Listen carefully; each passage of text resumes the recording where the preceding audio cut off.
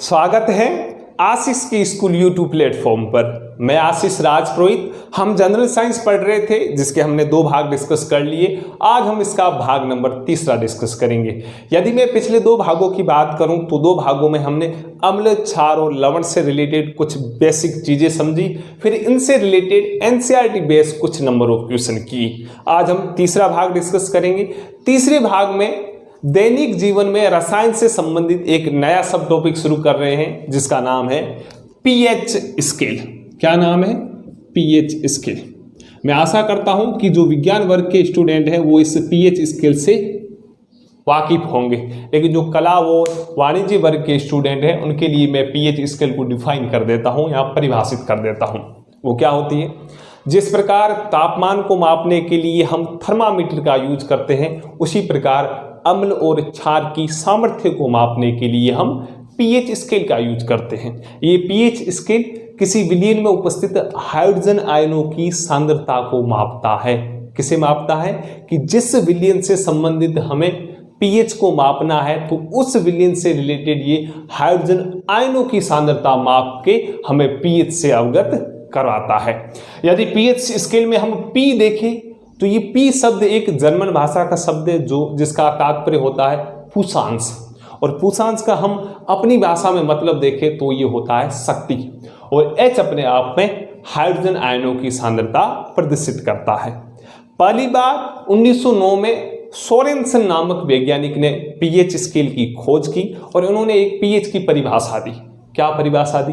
इन्होंने बताया कि हाइड्रोजन आयनों की सांद्रता का ऋणात्मक लोगरिथम या हाइड्रोजन आयनों की सांद्रता का ऋणात्मक लघुगणक पीएच कहलाता है। क्या कहलाता है? पीएच। और इन्होंने इनसे रिलेटेड फॉर्मूला दिया, पीएच बराबर -log10⁻⁻H+।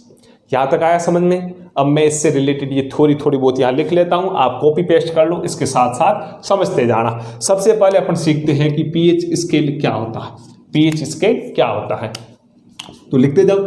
अम्ल व क्षार की सामर्थ्य मापना। आपको पूछा जाए पीएच स्केल क्या करता है? अम्ल व क्षार की सामर्थ्य मापता है। वो कैसे मापता है? तब आप बोलोगे विलयन में उपस्थित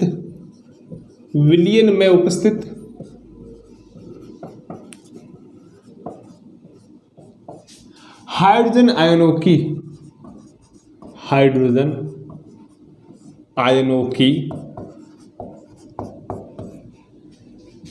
सांद्रता को, सांद्रता का मतलब होता है मोलरता, और मोलरता क्या होता है? 1 लीटर विलयन में उपस्थित मोलों की संख्या, यानी मोलरता बराबर होता है मोल बटा आयतन। विलयन में उपस्थित हाइड्रोजन आयनों की सांद्रता मापता है। किसकी सांद्रता मापता है? हाइड्रोजन आयनों यानी H+ की। ये ध्यान रखना है थोड़ा बहुत। और आगे चलो, और आगे लिखते हैं। पीएच स्केल में पी एक जर्मन शब्द। हालांकि साइंस में जितने शब्द होते हैं वो लैटिन भाषा के होते हैं। किसके? लैटिन भाषा के। लेकिन यहां पे क्या है?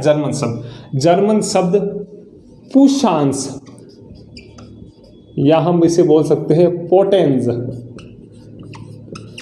हैं, जो शक्ति का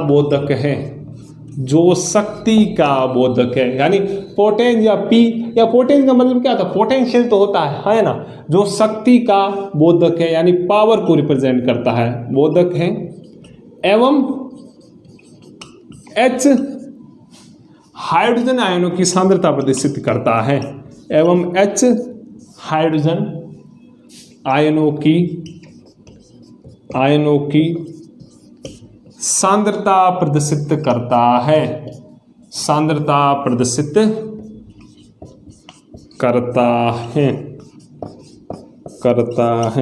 यहां तक आप लिख लो, लिखते जाओ। कम पढ़ेंगे और काम का पढ़ेंगे। जो एनसीईआरटी बेस्ड चीजें वही अपन लेके चलेंगे।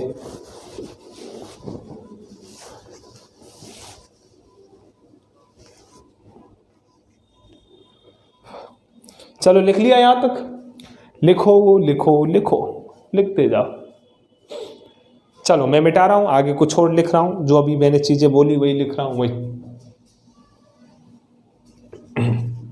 यही पूछा जाता है पीएच स्केल में पी क्या दर्शाता है, पी जो शब्द है वो किस भाषा का है, बस यही पीएच स्केल क्या करती है क्या नहीं करती। सामान्य विज्ञान का मतलब यही होगा, जो शायद हद तक विज्ञान वर्ग के स्टूडेंट है उन्हें ये चीजें समझ में आ रही है। चलो आ जाओ आगे बढ़ो, लिखो आगे। 1909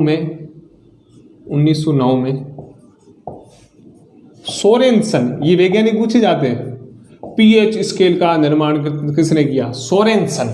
1909 में सोरेनसन नामक वैज्ञानिक ने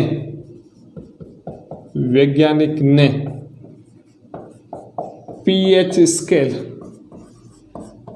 अपन ने मैथमेटिक्स में वो स्केल समझी है, ठीक, इतने सेंटीमीटर वो खींचो, ये भी पता नहीं कैसे आ गया।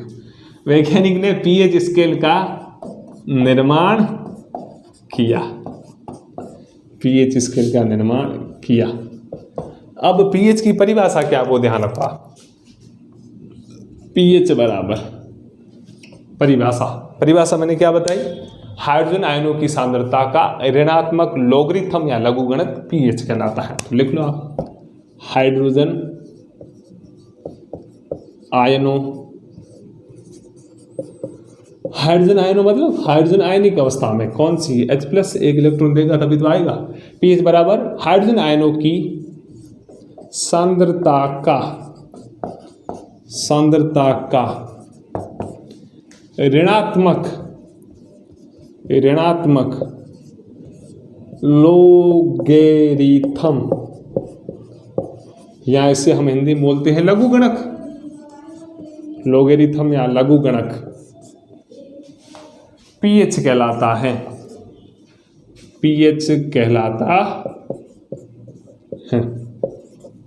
यहां तक लिख लो। हाइड्रोजन आयनों की सांद्रता का ऋणात्मक लॉगरिथम पीएच कहलाता है। क्या मैं इस परिभाषा को फॉर्मूले में समेट सकता हूं? हाँ, वो कैसे, पीएच बराबर क्या है, हाइड्रोजन आयनों की यानी H+ की, है ना, हाइड्रोजन आयनों की सांद्रता का ऋणात्मक लॉगरिथम मतलब माइनस, लॉगरिथम का मतलब log 10⁻⁻, है ना, यही तो होगा भाई। पीएच क्या, हाइड्रोजन आयनों यानी H+ की सांद्रता का ऋणात्मक लॉगरिथम, नेगेटिव log 10, भले आप log लिखो भले log 10⁻⁻ लिखो, सेम है, एक होता है log e⁻⁻, मैथमेटिक्स वाले बच्चों को पता होगा। तो पीएच बराबर होता है -log 10⁻⁻H+। यहाँ एक और फॉर्मूला है, हम जो जलीय विलयन देखते हैं उसमें H+ अकेले नहीं रहते, ये जल के साथ क्रिया करके हाइड्रोनियम आयन बना देते हैं, यानी जो लिक्विड होता है उसमें जो H+ है वो अकेले नहीं रहते, वो क्या करते हैं, जो जल होता है उसके साथ मिक्सअप हो जाते हैं, मिक्सअप होने के बाद H3O+ यानी हाइड्रोनियम आयन बढ़ाते हैं।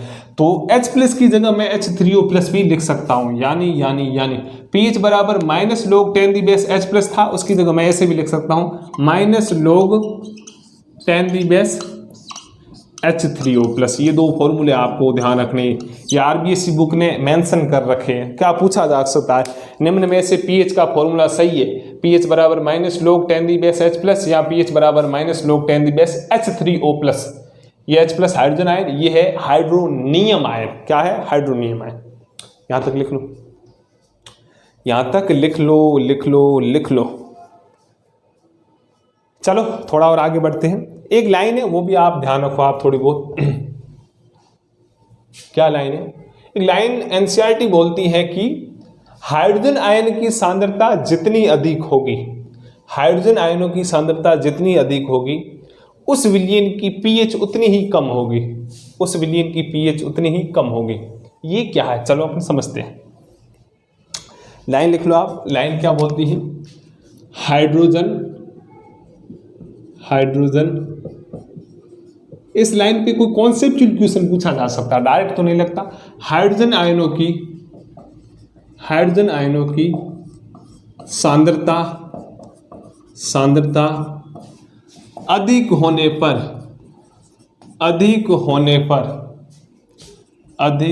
पर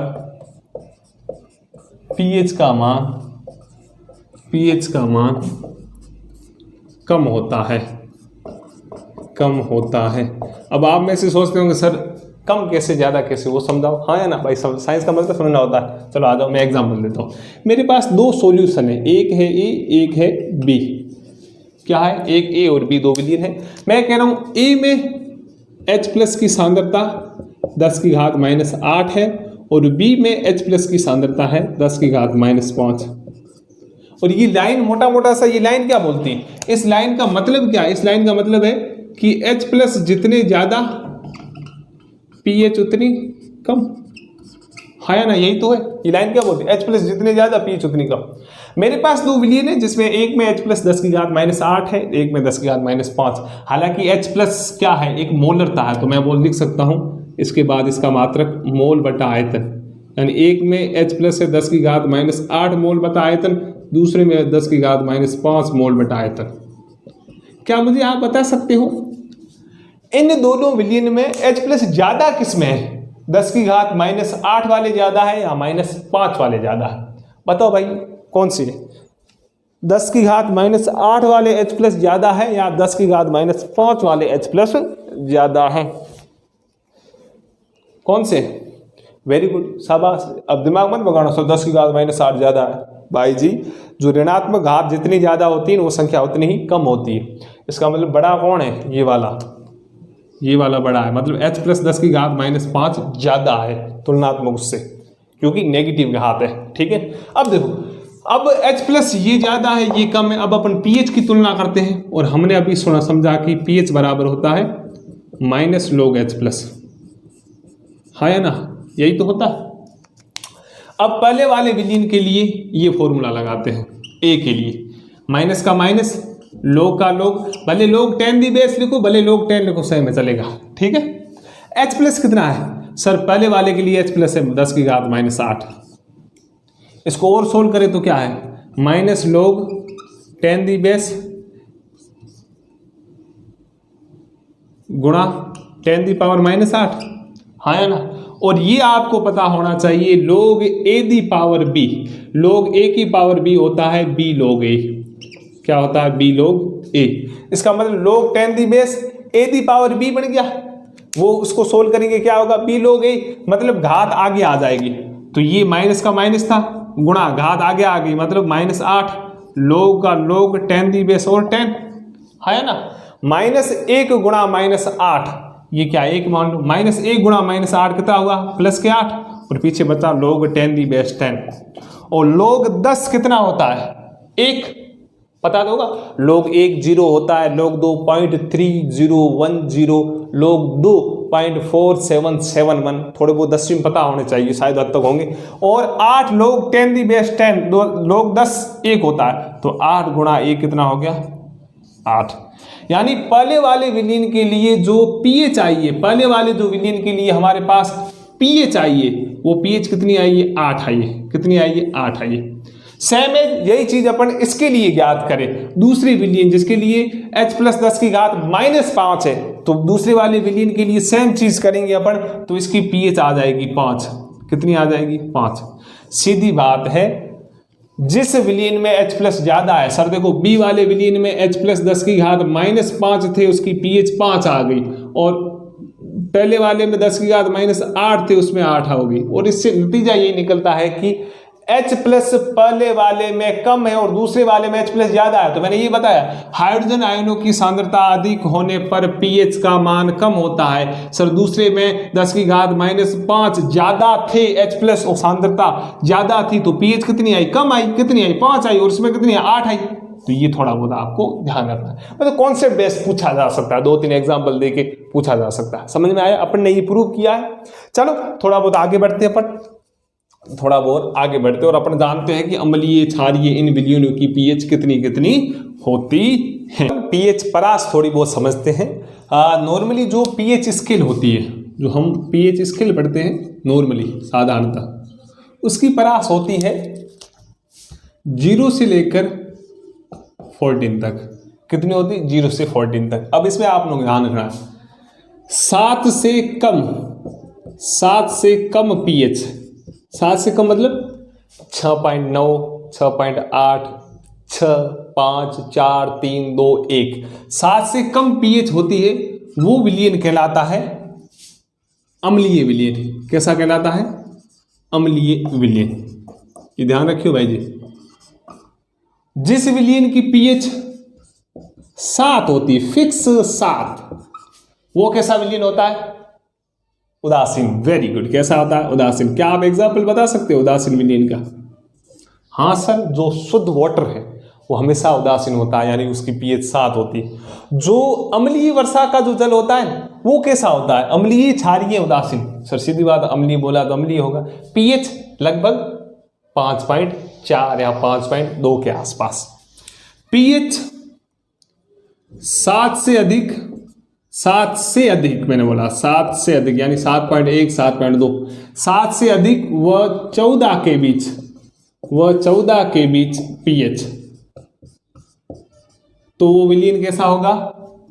कैसा विलयन होगा? क्षारीय विलयन, है ना? क्षारीय विलयन कैसा होगा? क्षारीय विलयन। ये थोड़ा बहुत लिख लो भाई, इंपोर्टेंट, ये पूछे जाते हैं। जनरल साइंस मतलब यही चीज है। अब विज्ञान वर्ग के बच्चे सोच रहे सर ये तो चीजें हमें पता है, तो पता है तो वेरी गुड, बाकी जिसको नहीं पता वो लिख लो, लिख लो, लिख लो, लिख लो। चलो मैं मिटा रहा हूँ और आगे बढ़ रहा हूँ, थोड़ा बहुत लिख लो, लिख लो। चलो मिटा दूं मैं, थोड़ा और आगे बढ़ते हैं। अब देखो कुछ एग्जाम्पल लिख लेते हैं अपन। मैं कह रहा हूं मेरे पास पीएच स्केल है, ये 0 से लेकर 14 तक, बीच वाला 0.7 है ना, यही होगा। अब देखो 0 और 7 के मध्य पीएच रखने वाले कौन होंगे? अम्लीय। 7 का मतलब थोड़ी शाही भर दूं मैं, ये अम्लीय। 0 और 7 के मध्य जो पीएच रखेंगे वो कैसे होंगे? अम्लीय। 7 रखेंगे वो उदासीन। 7 और 14 के मध्य होंगे वो कैसे होंगे? वो सर होंगे क्षारीय। कैसे होंगे? क्षारीय। अम्ल कैसे होते? स्वाद में खट्टे, वेरी गुड, और क्षार स्वाद में कड़वे, ये अम्लीय। जो पीएच 7 और 14 के मध्य रखते वो होते क्षारीय। कैसे होते? क्षारीय। और जो 7 पीएच रखते वो कैसे होते हैं? उदासीन। उदासीन। ये मैं इस पेन से लिखता हूं, ये है अम्लीय, है ना। अब अपन इसके कुछ एग्जाम्पल देखते हैं। एग्जाम्पल कैसे? अम्लीय पीएच रखने वाले कौन से? HCl, हाइड्रोक्लोरिक अम्ल। जठर रस यानी गैस्ट्रिक जूस, अम्लीय पीएच रखेगा। और कुछ याद है? अम्लीय वर्षा जल, अम्लीय वर्षा जल। चलो वेरी गुड। और एग्जाम्पल? सर नींबू, और सर संतरा, और टमाटर, इमली फिमली सब किसमें आएंगे? इसमें। उदासीन, सर उदासीन के लिए शुद्ध जल, वाटर जल। क्षारीय पीएच वाले, क्षारीय सर सिंपल ही है, बहुत बढ़िया, NaOH, प्रबल क्षार होता है, लगभग 14 के पास इसकी पीएच होती। और रक्त, हमारा खून है वो कैसा होता है? क्षारीय। और हमारी बॉडी है वो नॉर्मली क्षारीय जो वातावरण होता है उसके भी यहाँ पर कार्य करती है हमारी, लगभग 7.2 से लेकर 7.6 से बनते। और रक्त की पीएच लगभग 7.2 होती है। NaOH क्षारीय होता है, रक्त क्षारीय होता है। और milk of magnesia, milk of magnesia, milk of magnesia मतलब MgOH का होल ट्वाइस। बेकिंग सोडा दूसरे सब क्या है? क्षारीय होते हैं। तो ये भी थोड़ा बहुत आप ध्यान रख लेना। यहां तक आया समझ में? चलो वेरी गुड। चलो एनसीईआरटी की कुछ लाइनिंग है, कुछ पदार्थों को उन्होंने पीएच के मान दे रखे, वो थोड़ा बहुत अपन देख लेते हैं। कुछ पदार्थ और मैंने उनकी पीएच लिखी है। जठर रस जिसकी पीएच 1.2 होती है, अभी मैंने जो पीएच स्केल बनाई थी उसमें मैंने बताया था जो जठर रस है, HCl है, जो नींबू है, जो टमाटर है, वो अपने आप में अम्लीय माध्यम में आते हैं, यानी उनकी पीएच लगभग 0 और 7 के मध्य होती है। तो आप ध्यान रखोगे जठरस की pH 1.2 होती है, नींबू के रस की 2.2, शुद्ध जल अपने आप में उदासीन होता है जिसकी pH 7 होती है। MgOH का होल ट्वाइस यानी मैग्नीशियम हाइड्रोक्साइड या मिल्क ऑफ मैग्नीशिया जिसकी pH 10 होती है, इसका मतलब ये क्षार है। NaOH जिसकी pH 14 होती है जो अपने आप में एक प्रबल क्षार है। और रक्त की pH लगभग 7.2 या 7.4 के आसपास होती है। एक दो और लाइन है वो भी आप देख लो, यहाँ पे लिखा हुआ है हमारा शरीर 7 से 7.8 pH के मध्य कार्य करता है। तो ये ध्यान रखना भाई जी, जो हमारा शरीर है ये सब पूछा जा सकता है। नॉर्मली जो ह्यूमन की बॉडी है वो किस pH के ऊपर वो ज़्यादा वर्क करती है, तो बोला जाए अम्लीय, क्षारीय या उदासीन। तो आप देखो लगभग 7 से 7.8 के बीच यानी 7.2, 7.4, 7.5। तो ये कैसा माहौल हो गया, ये क्षारीय हो गया। और क्षारीय सिंपली देख ही रहा है भाई, रक्त हमारे शरीर में नॉर्मली हम श्वसन से संबंधित क्रियाएं करते हैं, गैसों का आदान प्रदान, ये सब चीज़ें कहाँ होती है, रक्त के अंदर होती है। जो हमने खाया पचने के बाद लास्ट में कहाँ जाता है, कार्बोहाइड्रेट, प्रोटीन, वसा हमारे रक्त में तो जाती है, वहाँ तो इसका लास्ट में ऑक्सीडेशन या श्वसन तो होना है। यानी हमारे शरीर में मैक्सिमम चीज़ें रक्त में होती है और रक्त के भी यहाँ पर जो हमारी बॉडी है वो लगभग 7 और 7.8 pH के मध्य कार्य करती है। और अंत में मैंने लिखा है वर्षा, वर्षा के जल की जो pH का मान जब 5.7 से कम हो जाता है तो वो अम्लीय pH कहलाती है। और लगभग वर्षा जल की pH इतनी होती है। साधारण जल की कितनी होती है, 7 के आसपास। ये कुछ पॉइंट्स थे। कल हम इससे रिलेटेड नंबर ऑफ क्वेश्चन ज़्यादा से ज़्यादा करेंगे जो प्रीवियस एग्जाम में पूछे गए हैं, जो NCERT भी है वो अपन डिस्कस करेंगे। आशा करता हूँ ये चीज़ें समझ में आ रही है। बढ़िया पढ़ो, पॉजिटिव रहो। समय बहुत ही कम रहा है। हम 28 और 29 जो एग्ज़ाम डेट है उसके भी यहाँ पे देखें तो लगभग कितने दिन, आज तारीख हो गई 4 तारीख, लगभग दिन देखो तो 52, 53 या 55 दिन रहे। तो बढ़िया पढ़ो, पॉजिटिव रहना, डरना है नहीं। ज़्यादा से ज़्यादा नंबर ऑफ क्वेश्चन करो, पढ़ो। लेब असिस्टेंट वाले बच्चों को बोल रहा हूँ, बढ़िया मेहनत करो, ईश्वर करेगा अच्छा होगा। और भ्रांतियों से दूर ही रहना। Be positive, good luck.